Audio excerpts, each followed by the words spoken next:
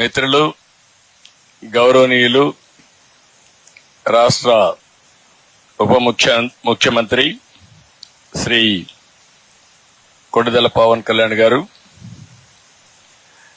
కేంద్ర మంత్రి గౌరవనీయులు శ్రీ పెంబసాని చంద్రశేఖరరావు గారు, గౌరవ శాసనసభ్యులు గౌరవనీయులు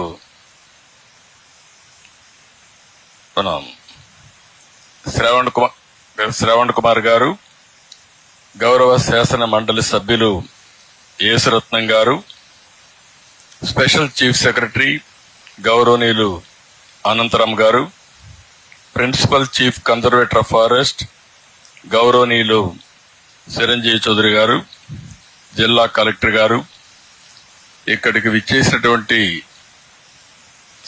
సోదరిమణులందరికీ, పర్యావరణ ప్రియులందరికీ కూడా మనస్ఫూర్తిగా నమస్కారాలు, అభినందనలు, శుభాభినందనలు. ఈరోజు మా కార్యక్రమం అయితే నరసరావుపేటలో ఉంది. ఓసారి వాతావరణం అనుకూలించకపోతే మనం ఏమీ చేయలేం. మేమిద్దరం కలిసి అక్కడికి వెళ్ళాలి. అక్కడ JNTUలో ఈ చెట్లు నాటే కార్యక్రమం పిల్లలతో కలిసి చేయాలనుకున్నాం. అక్కడ మిస్ అయ్యాం. ఇక్కడ పిల్లలతో కలిసి ఈ కార్యక్రమం చేసే పరిస్థితికి వచ్చాం. చాలా సంతోషం. ఒక మహత్తరమైన కార్యక్రమం, ఒక శుభ కార్యక్రమం. ఎన్నో పనులు చేస్తాం కానీ కనీసం చెట్లు పెట్టడం, కనీసం చెట్లు పెట్టకపోయినా చెట్లు పెట్టేది చూడడం, ఇది మంచి కార్యక్రమం. అవునా కాదా? మీరే చెప్పండి పిల్లలు, అవునా? ఇప్పుడు ఒక్క నిమిషంలో మాకు ఒక ఆలోచన వస్తే నేను ప్రమాణం చేయించచ్చు, లేకపోతే మా మిత్రులు డిప్యూటీ సీఎం పవన్ కళ్యాణ్ గారు చేయించచ్చు. కానీ మేము అనుకున్నది భవిష్యత్తు మీది. మీరు చేస్తే మేము ప్రమాణం చేయాలి, మీ దగ్గరనే చేయించాలని మీ నాయకత్వంలో మేము చేశాం. అది ఈ ప్రభుత్వం యొక్క పట్టుదల అని చెప్పి కూడా నేను మీకు తెలియజేస్తున్నా. ఏ పని చేసినా మీ భవిష్యత్తు దృష్టిలో పెట్టుకుంటాం. ఈ పిల్లల భవిష్యత్తు ధ్యేయంగా మేము పనిచేస్తాం. ఈరోజు మీరు ఒక్కసారి చూస్తే పవన్ కళ్యాణ్ గారు పర్యావరణం అంటే ఆయనకు చాలా మక్కువ, చాలా ఇష్టం. అందుకే ఆయన ఇంతవరకు చెట్లు నాటే కార్యక్రమం వ్యక్తిగతంగా చేశాడు, కొంతమందికి స్ఫూర్తినిచ్చాడు. ఈరోజు బాధ్యత కూడా తీసుకుంటున్నాడు. రాష్ట్రం మొత్తం చెట్లు పెట్టి భవిష్యత్తులో 50% గ్రీన్ కవర్ వచ్చే బాధ్యత తీసుకోవడం అనేది ఒక మంచి కార్యక్రమం. గట్టిగా అందరూ కూడా చప్పట్లు కొట్టి అభినందించండి. ఇది జయప్రదం కావాలని కూడా భగవంతుని ప్రార్థించండి. ప్రతి ఒక్కరి బాధ్యత. అందరూ ఆక్సిజన్ తీసుకుంటాం, ఆక్సిజన్ వచ్చే చెట్టు మాత్రం పెట్టాలని ఆలోచించాం. ఇది కూడా మీ బాధ్యత. కనీసం సంవత్సరం ఒక్కొక్కరు ఒక్కొక్క చెట్టు పెడితే, లేకపోతే 2 చెట్లు పెడితే 10 కోట్ల చెట్లు అవుతాయి. ఈరోజు డిప్యూటీ సీఎం గారు చెప్పినట్టు దగ్గర 1 కోటి చెట్లు ఈ సంవత్సరం పెడుతున్నాం. 1 కోటి చెట్లు పెడితే 0.33% గ్రీన్ కవర్ పెరుగుతుంది. అంటే మనం పెట్టే చెట్లు కొన్ని ఉంటాయి, కొన్ని సహజంగానే పెరుగుతూ వస్తాయి. ప్రజలు కూడా పెడతా ఉంటారు. అయితే ఇది ఒక ఉద్యమంగా తీసుకపోతే తప్పకుండా అనుకున్న లక్ష్యాన్ని మనం చేరే అవకాశం వస్తుంది. ఈరోజు ఇప్పుడే కాదు, ఈ యొక్క వన మహోత్సవం ప్రారంభమైంది 1950లో. ఆ రోజు కేంద్ర మంత్రిగా ఉండే వ్యక్తి దీనికి శ్రీకారం చుట్టారు. అక్కడి నుంచి మనం అందరం కూడా ఈ కార్యక్రమం చేస్తున్నాం. నేను దగ్గర 30-40 ఏళ్ల నుంచి ఒక ముఖ్యమంత్రిగా, ఒక రాజకీయ నాయకుడిగా ఈ కార్యక్రమానికి ఎక్కువ ప్రాధాన్యత ఇచ్చాను. నా మనసుకు దగ్గరుండే కార్యక్రమం ఈ వన మహోత్సవం అని చెప్పి కూడా నేను మీకు తెలియజేస్తున్నా. అనేక విధాలుగా నేను ప్రయత్నం చేశాను. ఒకప్పుడు పిల్లలందరూ స్కూల్కి వస్తే గార్డెనింగ్ ఉండేది. ఇప్పుడు గార్డెనింగ్ కూడా లేదు. అసలు గార్డెన్సే లేవు మీ స్కూల్స్ లో. ఒకప్పుడు మేమందరం చిన్నప్పుడు స్కూలుకు పోతే ఒక గంట, రోజుకు ఒక అర్ధ గంట అయినా సరే దగ్గరుండే బావుల దగ్గరికి వెళ్ళి అక్కడి నుంచి బకెట్లో నీళ్లు తీసుకొచ్చి చెట్లకు పోసేవాళ్ళం. నేను అడుగుతున్నా, ఇక్కడుండే పిల్లలు ఎంతమంది నీళ్లు పోస్తున్నారు అడుగుతున్నా. పోస్తున్నారా? ఇంట్లో గాని లేకపోతే స్కూల్లో గాని చేలు పైకెత్తండి. శభాష్, మీలో ఈ చైతన్యం చాలా సంతోషం ఇస్తోంది. నాకు ఇప్పుడు నమ్మకం ఉంది, మా మిత్రుడు పవన్ కళ్యాణ్ గారు అనుకున్నట్టు 50% పచ్చదనం తొందరలోనే వస్తుంది. అదే నిజమైన స్వర్ణాంధ్రప్రదేశ్. ఒకప్పుడు క్లీన్ అండ్ గ్రీన్ కార్యక్రమంతో ప్రారంభించాం. అది ఒక విప్లవం. ఒకప్పుడు ఇంకుడు గుంతలు దవ్వితే చాలా మంది అని ఎగతాళి చేశారు. ఈరేంటి ఇంకుడు గుంతలు దవ్వమంటున్నాడని. ఏదైతే కంటూర్ ట్రెంచెస్ గాని ఇంకుడు గుంతలు గాని మనం తవ్వగలిగితే, నేను ఎప్పుడు ఒకే మాట మాట్లాడేవాడిని, పడే వర్షపు నీరుని భూగర్భ జలాలుగా మార్చాలి. ఒక పక్క జలాశయాలుంటాయి, చెరువులుంటాయి, కానీ భూమి కూడా మనం చూస్తే భూమినే జలాశయంగా చేయగలిగితే భూమిలో ఇంక మీకు ఎప్పటికి ఇబ్బందులే రావు. అలాంటి కార్యక్రమానికి శ్రీకారం చుట్టడానికే ఇంకుడు గుంతలు చేశాం. ఒకప్పుడైతే ఇలాంటి అడవి ఉంటే చుట్టుపక్కల కంటూర్ ట్రెంచెస్ కొట్టేశాం. అంటే 2 మీటర్లు లోపలికి 1.5 మీటర్ వెడల్పుకు కొడితే ఆ కొండలో పడే నీళ్లన్నీ ఆ ట్రెంచ్లోకి మధ్యలో చెక్ డ్యాములు కడితే ఎక్కడికక్కడ కొండలో ఉండే నీళ్లన్నీ కొండలోనే ఇంకిపోతే చుట్టుపక్కల భూగర్భ జలాలు పెరుగుతాయి. అలాంటి మంచి కార్యక్రమాలు కూడా ఆ రోజు చేశాం. ఈరోజు ఫారెస్ట్ డిపార్ట్మెంట్ ఇక్కడే ఉన్నారు. ఆ గుంతల్లో మట్టి కూడా తీయలే. మళ్లీ వచ్చాడు పవన్ కళ్యాణ్ గారు, ఇప్పుడు తీయిస్తారు. నాకు ఏ మాత్రం అనుమానం లేదు, డబ్బులకు కొరత లేదు. ఆయన దగ్గర 2 పోర్ట్ఫోలియోస్ ఉన్నాయి. ఒకటి ఫారెస్ట్ డిపార్ట్మెంట్ ఉంది, ఇంకో పక్క నరేగా ఉంది. ఈ రెంట్లో డబ్బులు కూడా ఉన్నాయి కాబట్టి బ్రహ్మాండంగా చేసే అవకాశం ఉంటుంది. దానికి కూడా శ్రీకారం చుడతారని చెప్పి కూడా నేను మీకు తెలియజేస్తున్నా. ఈరోజు ఇక్కడ చూస్తే నాకు చాలా ఆనందం కలిగింది. మంగళగిరి ఎకో పార్క్ పక్కన all India institute of medical science సుందరమైన బిల్డింగ్ వచ్చింది. పక్కనే బెటాలియన్. ఈరోజు అమరావతి రాజధాని. అమరావతి రాజధానిలో నడిబొడ్డున ఇలాంటి ఎకో పార్క్ ఉందంటే చాలా సంతోషం వస్తుంది. నేను ఇంట్లో నుంచి ఇక్కడికి వస్తే మరో ప్రపంచానికి వచ్చినట్టుంది. ఇక్కడే ఉండిపోవాలనిపిస్తా ఉంది, ఒక ఇల్లు కట్టుకొని. అంత మంచి ప్రదేశానికి వచ్చాం. సుందరంగా ఎటు చూసినా కళ్లకు ప్లీజింగ్ గా కనపడుస్తుంది, మనసు ఆహ్లాదకరంగా తయారవుతుంది.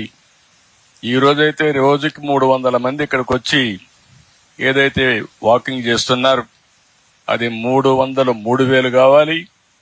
ఈ ప్రాంతం అన్ని విధాల అభివృద్ధి అయ్యే పరిస్థితి రావాల్సిన అవసరం ఉంది. ఈరోజు మీరు హైదరాబాద్ చూసుంటారు, అన్ని గుట్టలు, అడవులు, రాళ్లు. అలాంటి హైదరాబాద్ లో చెట్లు పెట్టాం. ఒక్కొక్క రోజు 1,00,000, 2 లక్షలు, 5 లక్షలు పెట్టాం. దానివల్ల మొత్తం హైదరాబాద్ అయితే ప్రపంచంలోనే ఒక గ్రీన్ సిటీగా తయారయ్యే పరిస్థితి వచ్చింది. అందుకే నేను మిమ్మల్ని అందరినీ కూడా కోరేది ఒకటే, ఈరోజు ఇలాంటి కార్యక్రమాన్ని జయప్రదం చేయడం కోసం 14లో కూడా ఒక కార్యక్రమం స్టార్ట్ చేశాం. ఆ రోజు మిషన్ హరిత ఆంధ్రప్రదేశ్ కి శ్రీకారం చుట్టాం. ఆ రోజే ఒక లక్ష్యాన్ని పెట్టుకున్నాం, 50% గ్రీన్ కవర్ రావాలని.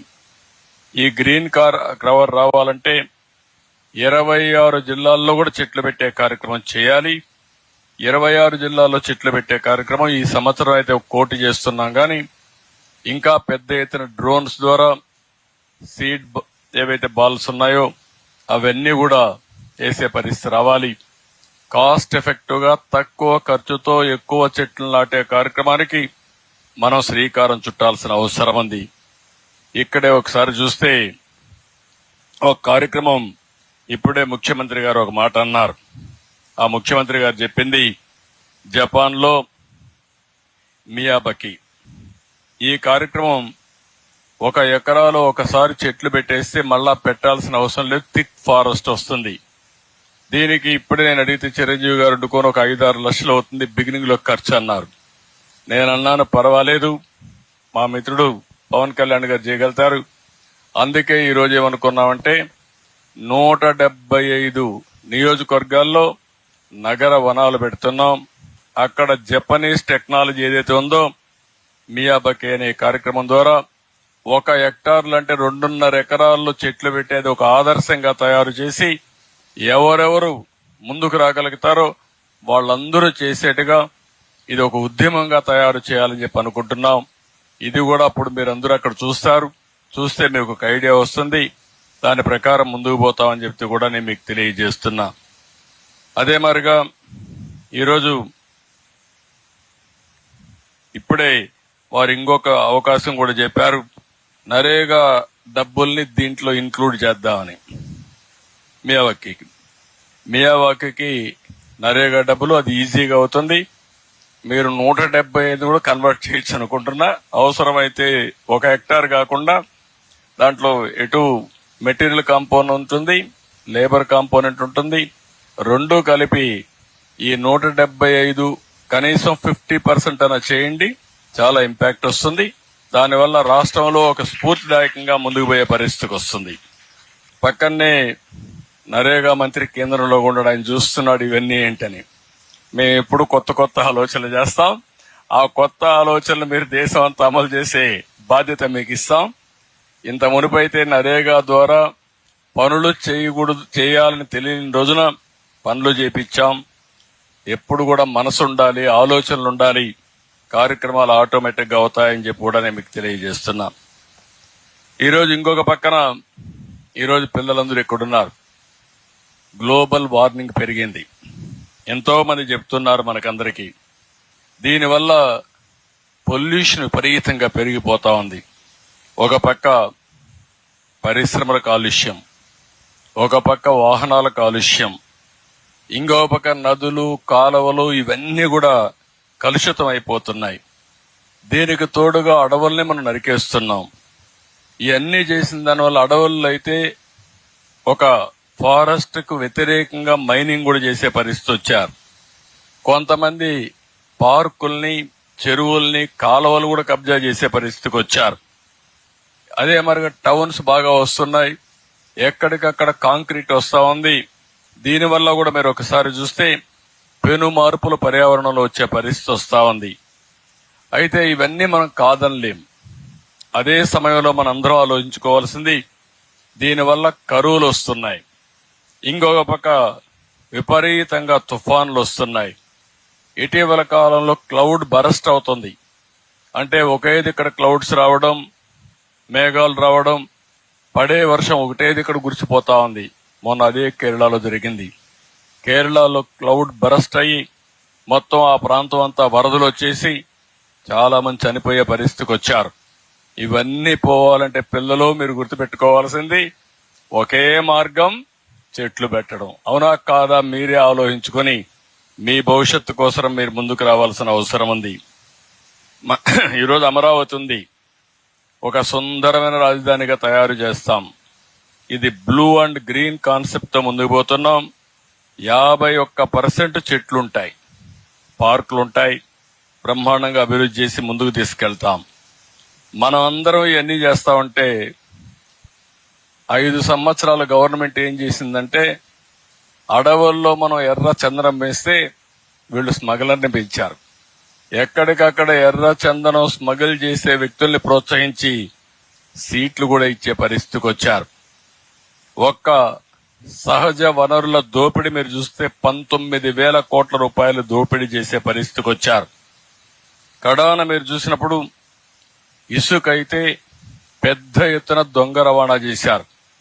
నేచర్ మనకు అన్ని ఇచ్చింది, నీళ్లు ఇస్తా ఉంది, మనకు కావలసిన గాలి ఇస్తుంది, బాగా మెయింటైన్ చేస్తే వర్షాలు సక్రమంగా ఇస్తుంది. అదే మరి సహజ వనరులన్నీ కూడా భూగర్భ ఖనిజ సంపద ఇస్తుంది. కానీ ఇవన్నీ కూడా ఇష్టానుసారంగా చేసి కడాన కొండలు వేసే పరిస్థితికి వచ్చారు. మీరు చూశారు ఋషికొండ, అక్కడ ఋషులు ఒకప్పుడు ధ్యానం చేసేవాళ్ళు. అలాంటి రిషి కొండ కొట్టేసి 500 కోట్ల రూపాయలు ఖర్చు పెట్టి ప్యాలెస్ కట్టుకున్నారు. మీరందరూ ఒప్పుకుంటారా నేను అడుగుతున్నా? ఇక్కడ ఎవరైనా వచ్చి ప్యాలెస్ కడితే మీరు ఒప్పుకుంటారా? రేపు పవన్ కళ్యాణ్ గారు నాకు అధికారం ఉందని ఒక ప్యాలెస్ కడితే మనం ఒప్పుకుంటా నేను అడుగుతున్నా. కానీ కట్టారు. ఆయన పవన్ కళ్యాణ్ గారు కట్టరు, వేరే వాళ్ళని కట్టనీరు, కడితే తాట తీస్తారు. అది ఆయన మెంటాలిటీ, ఆనాటి పాలకుల యొక్క ఆలోచన విధానం ఇది. ఒకప్పుడు ముఖ్యమంత్రి గాని డిప్యూటీ సీఎం వచ్చింటే ఇక్కడ చెట్లే ఉండేటివి కాదు, మొత్తం నరికేసేవాళ్ళు. ఇప్పుడు మేము చెట్లు పెంచుతాం గాని, చెట్లు పెడతాం గాని చెట్లు కొట్టం. అది మా సిద్ధాంతం అని చెప్పి కూడా మరొకసారి రాష్ట్రంలో ఉండే ప్రజలందరికీ హామీ ఇస్తున్నాం. కడాన మీరు ఒకసారి చూస్తే కర్నూలు జిల్లాలో బ్రహ్మం గారిని గురించి విన్నారా మీరు? కాలజ్ఞానం చేశారు, లేకుంటే అప్పుడు కాలజ్ఞానం కూడా రాసేవాడు, విన్నారా? ఆయన కాలజ్ఞానం రాసిన రవ్వల కొండ ఒకటి ఉంది అక్కడ, ఆడనే కూర్చొని ఇవన్నీ రాశాడు. ఆ రవ్వల కొండ కూడా కొట్టేశారు వీళ్ళు వచ్చి. ఏం చెప్పాలో నాకైతే అర్థం కావడం లేదు. అలాంటి దుర్మార్గమైన కార్యక్రమాలు చేశారు. అందుకనే ఒక్క విషయం మీరు చూస్తే శ్రీకాకుళం నుంచి కుప్పం వరకు విధ్వంసం చేశారు. నేను అడుగుతున్న పిల్లలు మీరు ఒక్కటి గుర్తుపెట్టుకోవాలా, కొలంబియా దేశం ఉంది తెలుసా? ఎంతమంది తెలుసు కొలంబియా దేశం? చేలు పైకెత్తండి పిల్లలకి. కొలంబియా దేశం చరిత్ర చదవలేదు మీరుగా? అదే మరిగా పాబ్లో ఎస్కోబార్ అని ఒక నాయకుడు ఉండేవాడు, చదివారా? ఫ్లెక్సీలో దీంట్లో వచ్చాయి, సీరియల్లో వచ్చాయి. ఆడొక నాయకుడు ఉండేవాడు. ఆ నాయకుడు ఏం చేసేవాడంటే ఈ డ్రగ్స్ వ్యాపారం చేసి 100,000 కోట్ల రూపాయలు సంపాదించి అమెరికాకు పంపించి ఆ డబ్బులు పెట్టి అక్కడ రౌడీజం చేసి ప్రజల్ని భయభ్రాంతుల్ని చేసి అడ్డం వచ్చే వాళ్ళందరినీ చంపేస్తూ కడాన మీరు చూస్తే 12 మంది 14 మంది సుప్రీంకోర్టు జడ్జిలు కూడా చంపేశారు బాంబులేసి.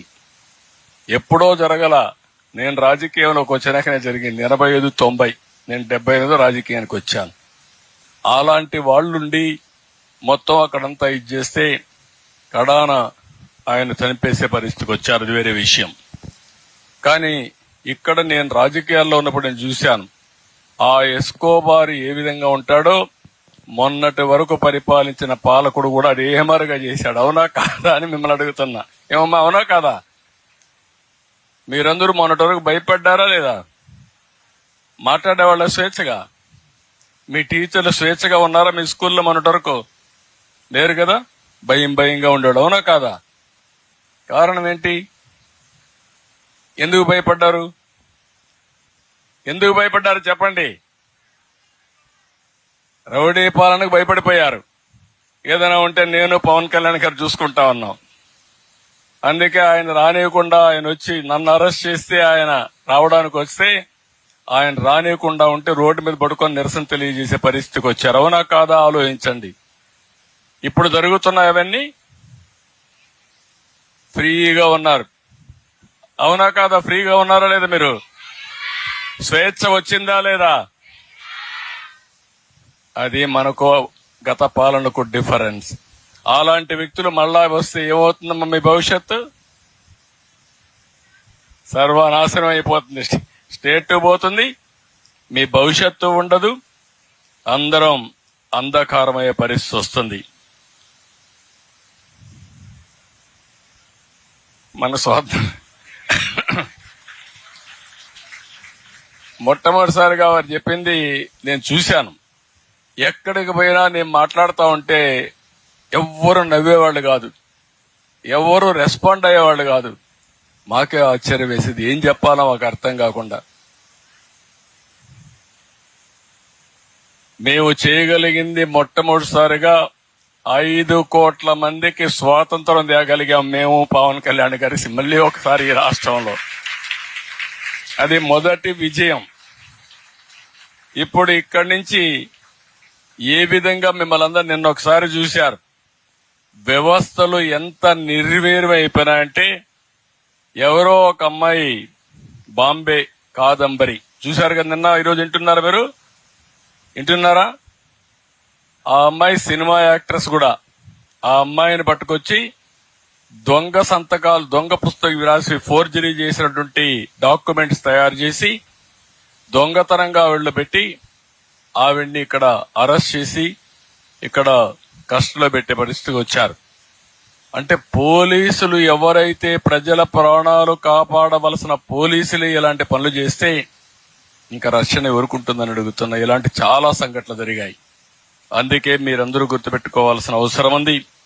భవిష్యత్తులో ఒకటే మీ అందరికి హామీ ఇస్తున్నాం, మీరందరూ మేము మీ భవిష్యత్తు కోసం పనిచేస్తున్నాం, రాష్ట్ర భవిష్యత్తు కోసం పనిచేస్తున్నాం. ఈ యొక్క చెట్లు పెట్టే కార్యక్రమం ఒక ఉద్యమంగా మనం ముందుకు తీసుకుపోవాల్సిన అవసరం ఉంది. దీనికోసమే ఈరోజు మేము చెప్పినట్టు ఎక్కడ చూసినా 50% పచ్చదనం ఉండేట్టుగా చూస్తాం. నదుల అనుసంధానం చేసి ఎక్కడికక్కడ కరువు అనే మాట లేకుండా పూర్తిగా ప్రతి ఎకరాకు నీళ్లిచ్చే బాధ్యత, పోలవరాన్ని పూర్తి చేసే బాధ్యత తీసుకుంటాం. ఈ సంవత్సరం మీరు చూస్తే మంచి వర్షాలు పడ్డాయి. ఎక్కడ చూసినా రిజర్వాయర్స్ అన్ని కళకళలాడుతున్నాయి. ఇది శుభ సూచకం. మీ భవిష్యత్తుకు మార్పుకి మొదలు మెట్టు అని చెప్పి కూడా నేను మీ అందరికీ తెలియజేస్తున్నా. అక్కడి నుంచి ప్రారంభిస్తున్నాం. ఇంకొక పక్కన ఒకప్పుడు కరెంట్ అనేది ఎక్కడో ఉత్పత్తి చేసి వస్తే ఇప్పుడు మీ స్కూల్లోనే కరెంట్ ఉత్పత్తి చేసుకోవచ్చు, మీ ఇంట్లో కరెంటు తయారు చేసుకోవచ్చు, మీ పొలంలో కరెంటు తయారు చేసుకోవచ్చు. సోలార్ ప్యానెల్స్ పెట్టుకుంటే మీరు అక్కడనే తయారు చేసుకుంటారు. కడాన మీరు కరెంటు తయారు చేసుకోవడమే కాదు, స్కూలుకు పోవాలంటే స్కూల్ బస్సు కూడా అవసరంలే.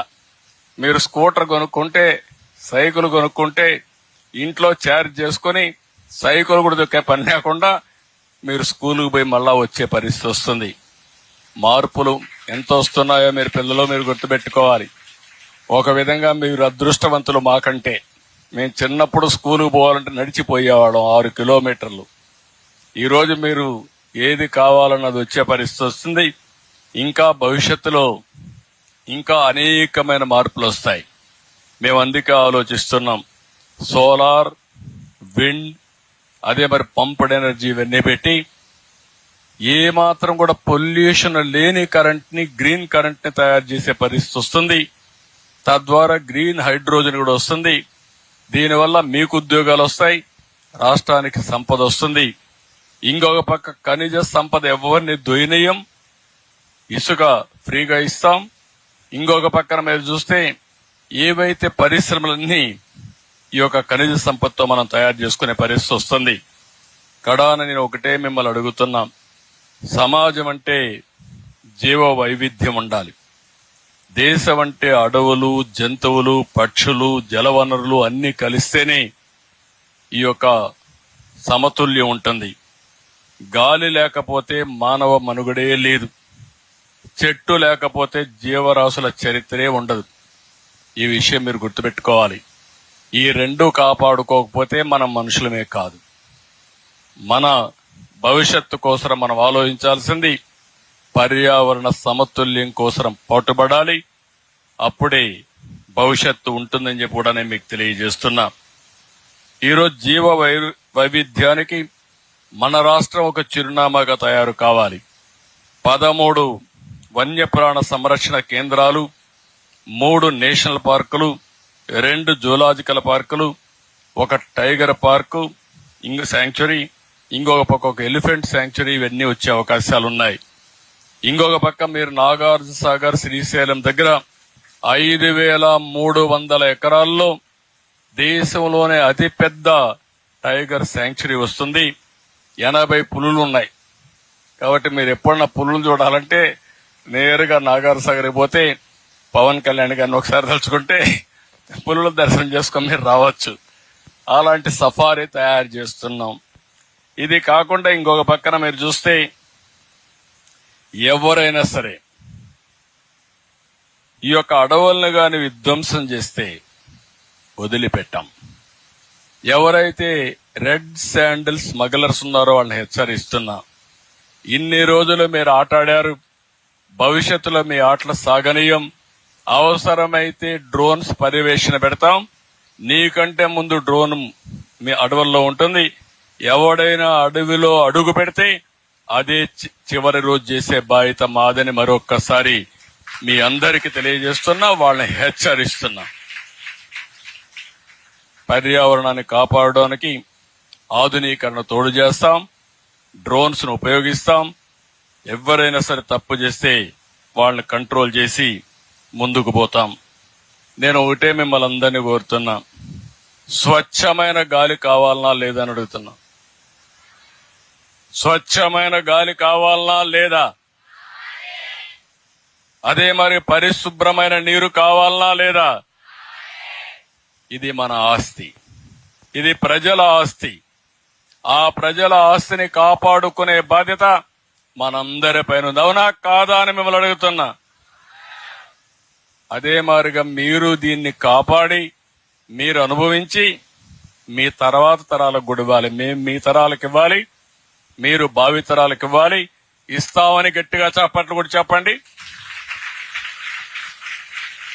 అది జరగాల్సిన అవసరం ఉంది. అదే సమయంలో పవన్ కళ్యాణ్ గారి నాయకత్వంలో 32 కమ్యూనిటీ ఆధారిత ఎకో టూరిజం కేంద్రాలు తయారు చేస్తున్నాం. 175 నియోజకవర్గాల్లో 175 నగర వనాలు పెంచుతాం. అక్కడే ఇప్పుడు జపనీస్ టెక్నాలజీ అది కూడా ఉపయోగించి, నరేగా డబ్బులు ఉపయోగించి ఆదర్శంగా చేయబోతున్నాం. ఇంకొక పక్క మా ఆలోచన ఒకటి, 2047కి ఆంధ్రప్రదేశ్ నెంబర్ 1 స్టేట్ గా ఉండాలి. మీరందరూ పిల్లలు, మీరందరూ గుర్తుపెట్టుకోవాలి, మీ భవిష్యత్తు ఉజ్వల భవిష్యత్తుగా ఉంటుంది. మీరు అమెరికాకు పోవాల్సిన పనిలే. మంగళగిరిలో కూర్చొని ఒక కంపెనీ ప్రారంభించి ప్రపంచంలో ఉండే అన్ని దేశాలకు సేవలు అందించే అవకాశం మీకుంది. ఆ మేధో శక్తి మీకుంది. ఇప్పుడు మీ ఎంపీ ఉన్నాడు చంద్రశేఖర్ గారు. ఆయన కూడా ఇక్కడనే గుంటూరులో పుట్టాడు. అమెరికాకి వెళ్ళాడు డాక్టర్గా. అక్కడ ఒక కంపెనీ పెట్టాడు, డబ్బులు సంపాదించాడు. మళ్ళా ఇక్కడికి వచ్చి ఎంపీ అయ్యాడు. ఇప్పుడు కేంద్ర మంత్రి అయ్యాడు. లాటరీ వచ్చింది ఆయనకు. మీకు కూడా ఇలాంటి అన్ని కూడా ఒక స్టెప్ ముందు మీరు వేయగలిగితే 4 అడుగులు కలిసి వస్తుంది. పెంబసాని చంద్రశేఖర్ ఒక మామూలు కుటుంబంలో పుట్టి, పవన్ కళ్యాణ్ గారు ఒక మామూలు కుటుంబంలో పుట్టి, నేను ఒక మామూలు కుటుంబంలో పుట్టి, మేము ఒక ముఖ్యమంత్రిగా కేంద్ర మంత్రిగా అయ్యారంటే మీరు కాలేరా? ఏం పిల్లలు కాలేరా మీరు? దానికి ఏం కావాలి? సంకల్పం కావాలి. అవునా కాదా? సంకల్పం చేయండి. మీరు అనుకున్న లక్ష్యం కోసం పనిచేయండి. ఇది సాధ్యం అని చెప్పి తెలియజేసుకుంటూ, మౌలిక వసతులతో పల్లెల్లో వెలుగులు నింపుతాం, పథకాలతో జీవన ప్రమాణాలు పెంచుతాం. పిల్లలకందరికీ, యువతకు ఒకటే హామీ ఇస్తున్నాం, పెట్టుబడులు తెస్తాం, యువత భవిష్యత్తుకు భరోసా ఇస్తాం. మీరు పెద్దయ్యే లోపల మీరు ఎత్తుక్కునే పని లేకుండా ఉద్యోగం ఎత్తుక్కుంటూ మీ దగ్గరకు వచ్చే విధంగా చేసే బాధ్యత మాదని మీ అందరికీ హామీ ఇస్తున్నా.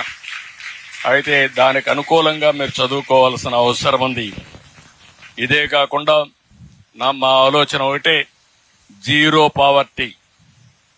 సంపద చాలా అవసరం. సంపద కొంతమంది వ్యక్తులకే ఉండడం కాదు, అందరికీ రావాలి. మొట్టమొదటి స్టెప్ కింద పేదరికం లేని సమాజం, జీరో పావర్టీ. అక్కడి నుంచి ఆర్థిక అసమానతలు తగ్గించే వ్యవస్థకు శ్రీకారం చుడతాం. ఆర్థిక అసమానతలు తగ్గాలంటే ప్రతి ఒక్కరికి నాలెడ్జ్ రావాల్సిన అవసరం ఉంది. ఇది నాలెడ్జ్ ఎకానమీతోనే సాధ్యం. దీంతో ముందుకు పోతాం. దీనికి కావాల్సిన సుపరిపాలన, ఆ సుపరిపాలన ఇవ్వడానికి అన్ని విధాలా పనిచేస్తానని చెప్పి తెలియజేసుకుంటూ, మరొక్కసారి మిమ్మల్ని అందరినీ కోరుతున్నా, మా ఆలోచన హరిత ఆంధ్రప్రదేశ్, మా ఆశయం స్వర్ణ ఆంధ్రప్రదేశ్. దీనికి మీరందరూ కూడా ముందుకొచ్చి ప్రతి ఒక్కరూ చెట్లు పెట్టాలి. పెడతారా? మీ వల్ల రాష్ట్రంలో ఉండే అందరికీ వినపడాలి. గట్టిగా చెప్పండి, చెట్లు పెడతారా లేదా? పెట్టిన చెట్టుకు నీరు పోస్తారా లేదా? మొట్టమొదటి చెట్టు ఒకటి పెట్టండి. ఆ చెట్టుకు మీ తల్లి పేరు చెప్పి అమ్మ పేరు పెట్టండి. అమ్మ పేరు ఎందుకంటే కన్న తల్లి మనకు జన్మనిచ్చింది. ఆ తల్లి రుణం తీర్చుకోవడానికి ఒక చెట్టు పెడతామని గట్టిగా మీరు అందరూ చెప్పాలి. పెడతారా? మళ్ళీ నేను వచ్చి చూడొచ్చునా? నేను పవన్ కళ్యాణ్ గారు ఎక్కడొచ్చినా అడుగుతాం, ఎక్కడ చెట్టు పెట్టారో చూపించమని. ఆ చెట్టు పేరేంటి అని అడుగుతాం. అప్పుడు ఏ పేరు చెప్పాలి మీరు? మీ అమ్మ పేరు చెప్తారు కదా. ఇంత మునుపు పాలకులు మరిగా మీ తండ్రి తాత ఇచ్చిన పట్టాదారు పాస్ పుస్తకం పైన ఆయన ఫోటో వేసుకున్నాడు. ఇప్పుడు అట్లా ఇయ్యం. మీరు చెట్టు పెడితే ఆ చెట్టుకు మీ తల్లి పేరే చెప్తాం, మీ అమ్మ పేరే పెడదామా? నమ్మకమే కదా? నన్ను నమ్మమంటారా? గ్యారంటీనా? Yes, agreed. మీరు ఈ మాట చెప్పారంటే నాకు కొండంత ధైర్యం. తప్పకుండా అనుకున్న లక్ష్యాన్ని సాధిస్తాం. ఈ రోజు మిమ్మల్ని చూసిన తర్వాత రాత్రి నాకు భోజనం కూడా అవసరం లేదు, కడుపు నిండిపోయింది. చాలా సంతోషం. I wish all the best. పిల్లలు, ఈ రాష్ట్ర భవిష్యత్తు మీ చేతుల్లో ఉంది. దానికి ఏం కావాలో చేయడం మా బాధ్యత. అందరం కలిసి ముందుకు పోదామని మరొక్కసారి తెలియజేసుకుంటూ అందరికీ నమస్కారాలు. జై హింద్, జై హింద్.